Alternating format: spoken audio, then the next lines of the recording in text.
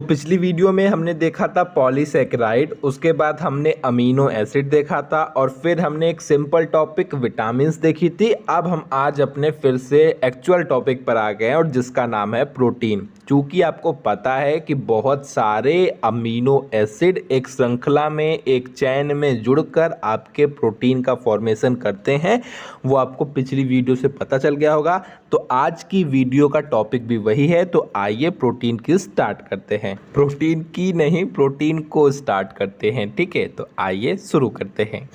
आपको बहुत अच्छे से पता होगा कि प्रोटीन हमारी बॉडी में एक बहुत बड़ी मात्रा में पाया जाता है, या कह सकते हैं कि हमारी बॉडी का एक बहुत बड़ा पार्ट इनसे ही मिलकर बना होता है। जो हमारी मसल्स होती है उस मसल्स में 20% तक प्रोटीन पाया जाता है, यानी कि 20% आपके प्रोटीन के पार्टिकल से मिलकर आपका मसल्स का फॉर्मेशन होता है। सिंपल सी बात है। देखिए, वैसे तो जो हमें नॉर्मली पता है वो हमें ये पता है कि जो हमारा बॉडी है वो 70% हमारी बॉडी में पानी पाया जाता है, और ज़्यादातर हमारी बॉडी में पानी पाया जाता है, यानी कि हमारी बॉडी पानी से ही मिलकर बनी होती है, वाटर से ही मिलकर बनी होती है। लेकिन आपको ये पता होना चाहिए कि जो आपका वाटर है वो आपका इनऑर्गेनिक कंपाउंड है। ठीक है, अगर इनऑर्गेनिक कंपाउंड की बात की जाए तो सबसे ज़्यादा हमारी बॉडी का फॉर्मेशन पानी से मिलकर हुआ होता है। लेकिन अगर ऑर्गेनिक कंपाउंड की बात की जाए तो उसमें प्रोटीन आता है,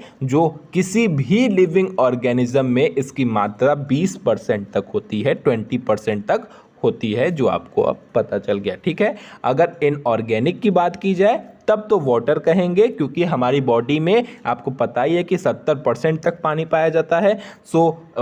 तब हम वाटर की बात करते हैं। लेकिन अगर ऑर्गेनिक सब्सटेंस की या कंपाउंड की बात की जाए तो ऐसे में प्रोटीन आता है, और प्रोटीन से मिलके हमारी मसल्स का, हमारी बॉडी का फॉर्मेशन होता है। इतनी बात क्लियर। दूसरी बात, ये जो आपका प्रोटीन वर्ड है वो आपको पता है कि ग्रीक के प्रोटियोस, ठीक है, प्रोटियोस वर्ड से लिया गया है, और प्रोटियोस का मतलब होता है प्राइमरी, यानी कि प्राथमिक। ठीक है, तो नॉर्मल सी बात है। ये मेरा मन तो नहीं होता बताने का, क्योंकि ये बाद में याद रहना नहीं है, इसी वजह से इस चीज़ को मैं छोड़ देता, लेकिन बता दे रहा कि आपका जो प्रोटीन है वो ग्रीक के प्रोटियोस वर्ड से मिलकर बना है, जिसका मतलब होता है प्राइमरी, यानी कि प्राथमिक। और भी मतलब होते हैं, लेकिन ज़्यादा डिटेल में जाने की नहीं ज़रूरत है। और सुनिए, देखिए, जो आपका प्रोटीन वर्ड है, ठीक है, प्रोटीन वर्ड को एक आपके केमिस्ट थे, नाम था उनका जॉन मुल्डर। उन्होंने 1938 में प्रिस्क्राइब किया था, या सबके सामने प्रेजेंट किया था। किसने? जॉन मुल्डर ने 1938 में प्रोटीन वर्ड को दिया था, या प्रोटीन वर्ड से इसको डिस्क्राइब किया था। ठीक है, देखिए, कब से हम प्रोटीन की बात कर रहे हैं, आपको पता चल गया कि हमारे बॉडी में एक बहुत बड़ी मात्रा में प्रोटीन की ज़रूरत पड़ती है, और उससे मिलके हमारी बॉडी का फॉर्मेशन भी हुआ है। तो जो हम खाना खाते हैं, इसीलिए उसमें पर्याप्त मात्रा में प्रोटीन होना चाहिए, जिससे जो हमारी बॉडी की डिमांड है वो डिमांड कंप्लीट हो सके। ठीक है, तो उसके बेसिस पे अगर बात की जाए तो मन में क्वेश्चन उठता है कि कौन सा ऐसा फूड है, या प्लांट बेस्ड फूड है, या प्लांट बेस्ड एडिबल फूड है, जिसे खाने से हमें पर्याप्त मात्रा में प्रोटीन की प्राप्ति हो जाए। तो ऐसा हम जब छोटे थे तो ऐसा बहुत सारा डाउट होता है कि क्या खाएं कि मोटे हो जाएं, या कौन सी चीज़ में क्या पाया जाता है, ऐसी उत्सुकता उस टाइम पे रहती है। तो आप जान लीजिए, देखिए, बहुत बड़ी मात्रा में आपकी जो दालें होती हैं, जो आपकी पल्सेस होती हैं, जो कि आपकी लेग्यूमिनेसी फैमिली का मेंबर है, उसमें बहुत बड़ी मात्रा में प्रोटीन पाया जाता है। कितना पाया जाता है? करीबन 20% तक प्रोटीन आपका दालों से प्राप्त होता है। और अगर इससे भी ऊपर बात की जाए कि सबसे ज़्यादा कौन से, अगर प्लांट बेस्ड में, माफ़ कीजिएगा, प्लांट बेस्ड फूड में सबसे ज़्यादा प्रोटीन अगर किसी के अंदर पाया जाता है तो वो सोयाबीन सीड्स के अंदर। कितना? किसके अंदर? सोयाबीन सीड्स के अंदर बड़ी मात्रा में प्रोटीन पाया जाता है। करीबन 40 से 45% के बीच में इसमें प्रोटीन पाया जाता है।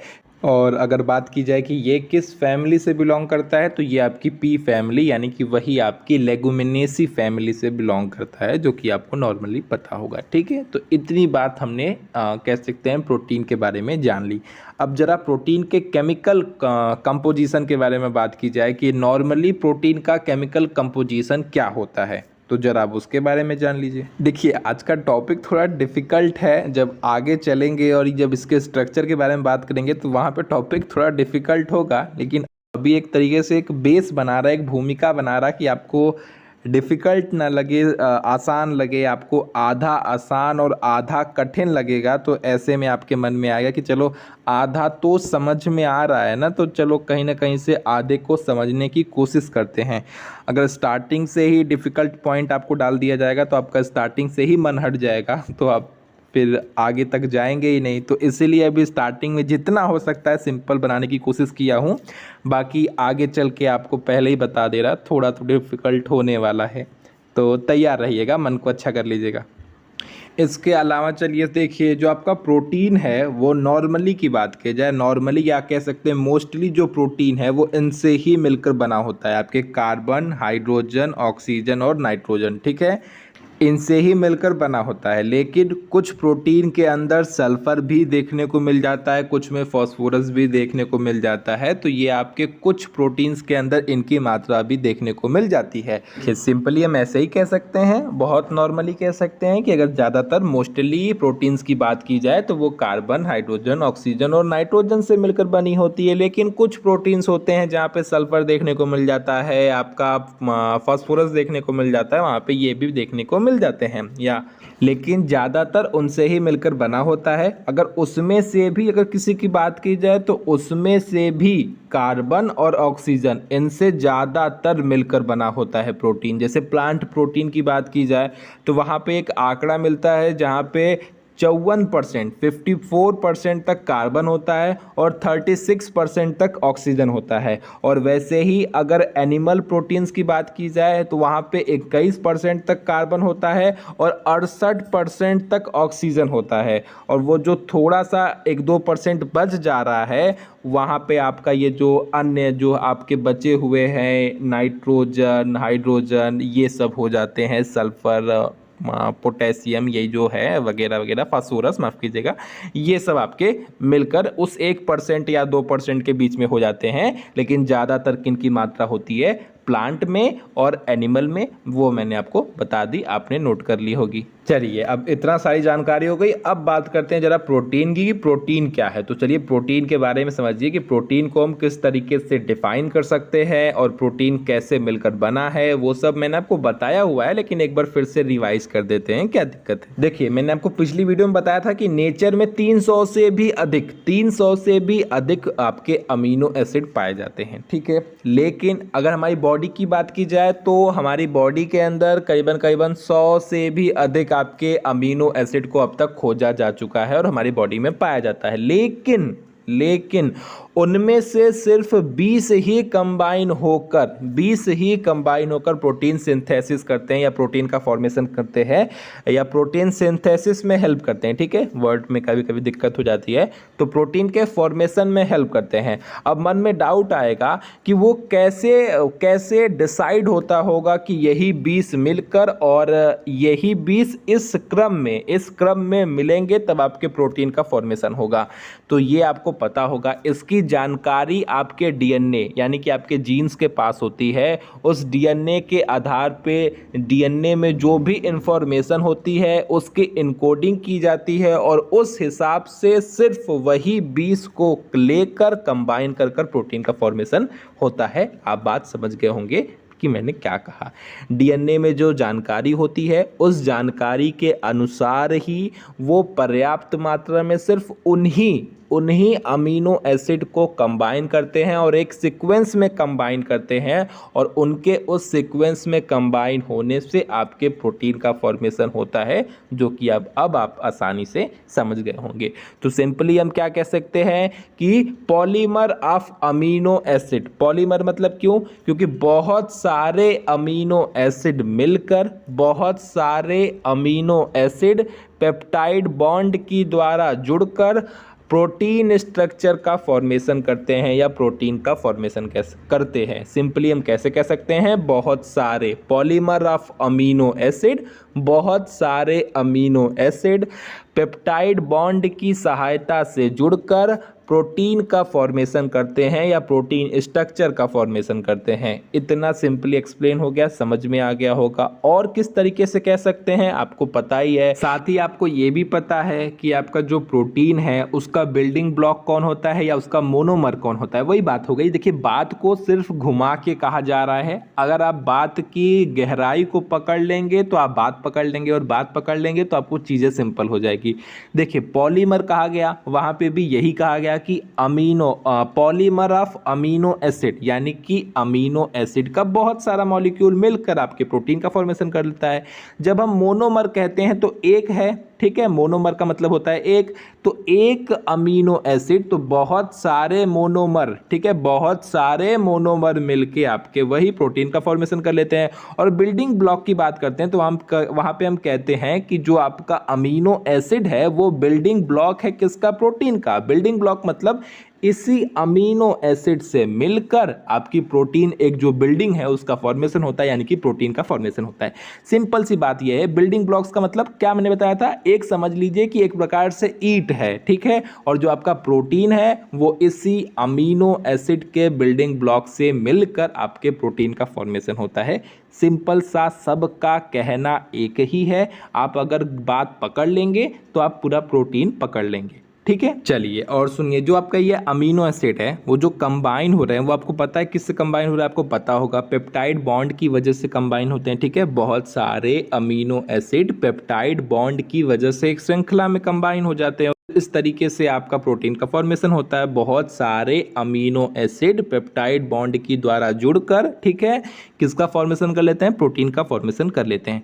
लेकिन सुनिए, जब ये एक अमीनो एसिड और एक अमीनो एसिड एक पेप्टाइड बॉन्ड की द्वारा जुड़ा होगा तब उसे कहेंगे मोनोपेप्टाइड बॉन्ड, या सिंपली कह सकते हैं कि पेप्टाइड बॉन्ड कहेंगे, क्योंकि इसमें एक ही है, ठीक है। अगर दो पेप्टाइड बॉन्ड हो जाएंगे तब आप कहेंगे डाई पेप्टाइड बॉन्ड के द्वारा ये जुड़ा हुआ है। अगर 3 से लेकर 10 के बीच में पेप्टाइड बॉन्ड हो जाएंगे तब आप कहेंगे क्या? ऑलिगोपेप्टाइड बॉन्ड के द्वारा जुड़ा हुआ है। किसके? ऑलिगोपेप्टाइड बॉन्ड के द्वारा जुड़ा हुआ है। और अगर 10 से अधिक हो जाए, वैसे ये डाटा कहीं कहीं पे अलग दिया है, कहीं पे अलग दिया है, लेकिन आप नॉर्मली ऐसे समझ लीजिए कि अगर 10 से अधिक हो जाएं, ठीक है, 10 या 15 से अधिक हो जाएं, और 10 या 15 से अधिक पेप्टाइड बॉन्ड के द्वारा जुड़कर अगर प्रोटीन का फॉर्मेशन हो रहा है तब वो आपका क्या कहलाएगा? तब वो आपका पॉलीपेप्टाइड बॉन्ड कहलाएगा। अब मैंने ये क्या कहा है वो आपको पिछली वीडियो को देखकर आपको समझ में आ जाएगा, जहाँ पे आपने समझा था कार्बोहाइड्रेट यानी कि पॉलीसैकेराइड, याद है? जहाँ पे हमने जाना था कि मोनोसैकेराइड, डाइसैकेराइड और आपका ऑलिगोसैकेराइड, और पॉलीसैकेराइड का मतलब क्या होता है।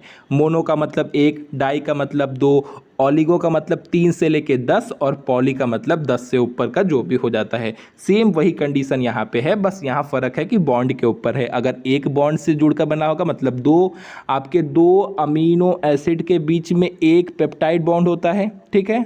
अगर 3 अमीनो एसिड है तो वो 2 पेप्टाइड बॉन्ड के द्वारा जुड़ा होगा। तो ऐसे ही देख लीजिए, तो अगर 2 बॉन्ड होता है, 2 पेप्टाइड बॉन्ड होता है तो आपका क्या कहलाएगा? वो आपका कहलाएगा डाईपेप्टाइड। अगर 3 से लेके 10, ठीक, 3 से लेके 10 या कह लीजिए 15 तक आपका पेप्टाइड बॉन्ड होता है तो वो क्या कहलाएगा? वो कहलाएगा ऑलिगोपेप्टाइड।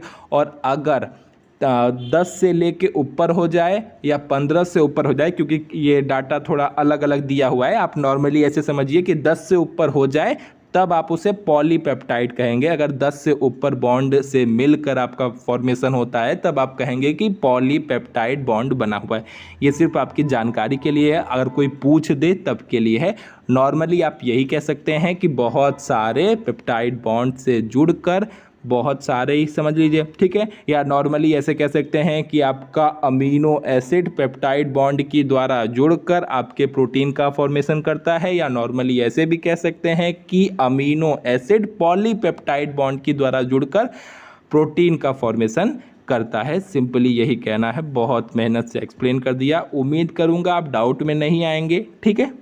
हो सकता है आपको ये चीज़ें अभी कॉम्प्लेक्स लगे, लेकिन कॉम्प्लेक्स है नहीं, आप देखेंगे आपको समझ में आ जाएगा, ठीक है। आप इसको एक बार फिर से वीडियो को देखेंगे ना तो क्लियर हो जाएगा, ठीक है। डाउट में बताइएगा। चलिए बात की जाए इसके फिगर की तो आपको पता है, आपको वैसे ही पता है कि जब ये एक अमीनो एसिड और एक अमीनो एसिड कंबाइन होता है तो इनके बीच में वाटर का मॉलिक्यूल बनता है जो कि रिलीज हो जाता है, और जैसे ही रिलीज होता है तो ये पेप्टाइड बॉन्ड के द्वारा जुड़ जाते हैं, जो आपको पिछली वीडियो का ही पता है, और यही आपका बीच में जो बनता है वही आपका पेप्टाइड बॉन्ड होता है।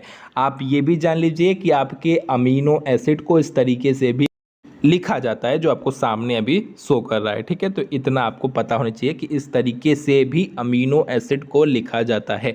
अगर आपको इन चीज़ों में डाउट आता होगा आप कमेंट करिएगा, मैं आपको तरीका बता दूंगा कि कैसे ये चीज़ हुई है, ठीक है। आपको नॉर्मली पता ही है कि 20 अमीनो एसिड के मॉलिक्यूल पेप्टाइड बॉन्ड की द्वारा कंबाइन होकर प्रोटीन का फॉर्मेशन करते हैं, या नॉर्मली ऐसे भी कह सकते हैं कि 20 अमीनो एसिड के मॉलिक्यूल पॉलीपेप्टाइड, ठीक है। पॉलीपेप्टाइड क्यों? क्योंकि बहुत सारे पेप्टाइड बॉन्ड मिलकर बने हैं, बहुत सारे, इसीलिए पॉलीपेप्टाइड बॉन्ड के द्वारा कंबाइन होकर आपके प्रोटीन का फॉर्मेशन करते हैं।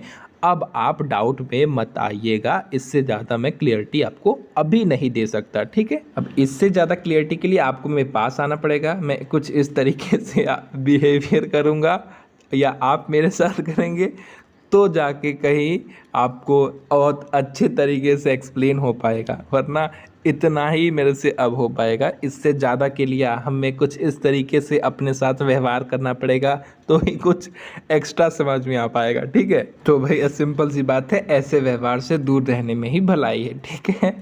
तो अब आइए आगे की टॉपिक समझते हैं। अच्छा चलिए मैं आपको थोड़ा सा इसका स्ट्रक्चर बता दूं कि किस तरीके से अमीनो एसिड कंबाइन होके आपका प्रोटीन का फॉर्मेशन करता है। वैसे तो आपने पिछली वीडियो में देखा है, लेकिन आपको बता दूं कि ऐसे भी आपका अमीनो एसिड लिखा जाता है। देख सकते हैं इसमें भी आपका एमीन ग्रुप और आपका कार्बोक्सिलिक ग्रुप या कह लीजिए एसिटिक ग्रुप जुड़ा हुआ है, ठीक है। तो इस तरीके से भी आप लिख सकते हैं और इस तरीके से भी आप एमीन को लिख सकते हैं, मतलब अमीनो एसिड को लिख सकते हैं, ठीक है। तो मन में डाउट मत रखिएगा, इसीलिए दोनों तरीके से मैंने आपको बता दिया। दोनों लिखना सेम ही है, बस अलग अलग तरीके से लिखा हुआ है। वहाँ पे वो स्ट्रक्चर के फॉर्म में लिखा हुआ है, यानी यहाँ पे नॉर्मली फॉर्मूले के फॉर्म में लिखा हुआ है, लेकिन है दोनों का दोनों अमीनो एसिड है, ठीक है। ये आपका एक मॉलिक्यूल हो गया, ये आपका दूसरा मॉलिक्यूल हो गया। आपको पता ही है कि इनके बीच में वाटर का मॉलिक्यूल बनेगा जो कि रिलीज हो जाएगा। तो सिंपल सी बात है, एक H और एक OH कंबाइन होके वाटर के मॉलिक्यूल यानी कि H2O का फॉर्मेशन कर लेते हैं, और उनके हट जाने के बाद वाटर का मॉलिक्यूल रिलीज हो जाने के बाद उनके बीच में वही पेप्टाइड बॉन्ड बन जाता है, जो आपको इस पार दिखाया गया है कि हाँ ये जो पार्ट बना है यही आपका पेप्टाइड बॉन्ड है। और ऐसे ही जब कई सारे अमीनो एसिड के मॉलिक्यूल हो जाएंगे तो उन सब में ऐसे ही बॉन्ड बनता जाएगा और इसी तरीके से आपकी प्रोटीन का फॉर्मेशन होता है, जो कि मैंने आपको पिछली वीडियो में बता दिया था, चिल्ला के बता दिया था। और ऐसे ही मैंने आपको बताया था कि अगर 2 पेप्टाइड बॉन्ड हो जाएंगे तो डाई हो जाएगा, 3 हो जाएंगे या 3 से लेके 10 के बीच में हो जाएंगे तो आपका ऑलिगोपेप्टाइड हो जाएगा। इसी तरीके से श्रृंखला आगे चलती जाती है। वो अब आप इतने मैच्योर हो गए हैं कि सब समझ गए होंगे। चलिए अब बात करते हैं कि प्रोटीन्स के टाइप्स के बारे में, ठीक है। तो अब प्रोटीन के टाइप्स के बारे में बस देख लीजिए, क्योंकि आज हम उसको एक्सप्लेन नहीं कर पाएंगे, क्योंकि इस वीडियो में हो नहीं पाएगा। तो देखिए टाइप्स ऑफ प्रोटीन स्ट्रक्चर कितने प्रकार का होता है। देखिए 4 प्रकार के होते हैं। एक आपका प्राइमरी स्ट्रक्चर, एक आपका सेकेंडरी स्ट्रक्चर, तीसरा आपका टर्सरी स्ट्रक्चर और चौथा आपका क्वांटरनी स्ट्रक्चर, ठीक है। तो इस तरीके से ये 4 प्रकार में डिवाइड किया गया है। उन्हीं को हम एक एक करके देखेंगे। प्राइमरी स्ट्रक्चर तो वही हो जाएगा जो नॉर्मली आपका जब आपका कई सारे अमीनो एसिड एक श्रृंखला में एक चैन में जुड़ के आपके प्रोटीन का फॉर्मेशन करते हैं, तो वही उसका प्राइमरी स्ट्रक्चर हो जाता है। जैसे जैसे इसका लेवल बढ़ता जाता है, जो प्रोटीन है वो और कॉम्प्लेक्स होता जाता है और जटिल होता जाता है। और वो क्या होता है वो मैंने आपको फिगर में दिखा दिया कि ये इसका प्राइमरी है, ये सेकेंडरी, ये टर्सरी, ये क्वांटरनरी, ठीक है। क्या होता है वो हम अगली वीडियो में जानेंगे। आज के लिए बस इतना ही। वीडियो पसंद आएगी तो लाइक शेयर सब्सक्राइब करिएगा। उम्मीद है कि आपको पसंद आएगी ही आएगी। कोई डाउट होगा तो कमेंट कर लीजिएगा, और अगली वीडियो में हम समझेंगे कि ये प्राइमरी, सेकेंडरी, टर्सरी ये चीज़ें क्या है, वहाँ पे उसे डिटेल से समझेंगे। तो ठीक है। चलते हैं, टाटा बाय बाय। और हाँ, अब ये भी ध्यान दीजिए कि अब पेपर का डेट आ सकता है, कभी भी आ सकता है, तो अपने हिसाब से आप तैयारी में लग जाइए, पढ़ाई करते रहिए, ज़्यादा से ज़्यादा टाइम दीजिए पढ़ाई को, शॉर्ट्स वीडियो देखिए, लॉन्ग देखिए, उसे अपने मन में बैठाइए, जितना हो सके स्टोर करिए, क्योंकि कभी डेट आ जाए आप तैयार न रहेंगे तो उसके लिए काफ़ी दिक्कत होगी, ठीक है। तो ये सब चीज़ों को देखते हुए अपना पढ़ाई करते रहिए और आगे बढ़ते रहिए। और जो लोग टाइम निकाल के कमेंट करते हैं उनका तहे दिल से धन्यवाद। आपकी उतनी छोटी सी या बड़ी सी कमेंट की वजह से इतनी खुशी होती है कि पूरा दिन अच्छे से बीत जाता है उस छोटे से कमेंट की वजह से, ठीक है। तो ऐसे ही अपना प्यार बनाए रखिएगा। तो मिलते हैं अगली वीडियो में।